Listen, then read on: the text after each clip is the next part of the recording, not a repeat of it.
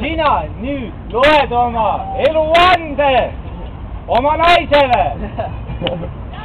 Kõva ja selge häälega. Oi, taustakepjad.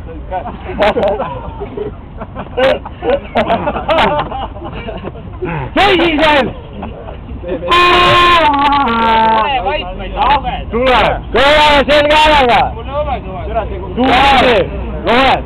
Mina, Timo Marvan, luban, et hiljemalt 7. juuli õhtul saab minust mustermees oma kaasale Liinale.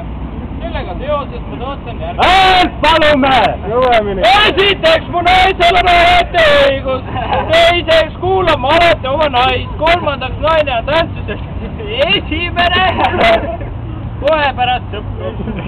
Neljandaks vastutan selle eest, et perekonto oleks alati pluss. Mida te kirjutate sükast asja? Viiendaks, seemed mida külvan ja lapsi saab olema palju. Kuuendaks, prügikast on üks sõna. Saab tühjaks ka keset huvitavat filmi, kui naine seda nõuab. Seitsmendaks, ma ei unusta oma sõbrad. Kaheksandaks, olen oma naisele truu. Üheksandaks, ma pean alati meeles kõik tähtpäevad. 10. naine ja laps ei ole vabandused, vältid sõpru. Need on minu 10 käsku, minu tõde ja õigus. Nõusi pesed kant sina kogu aeg. No normaalne.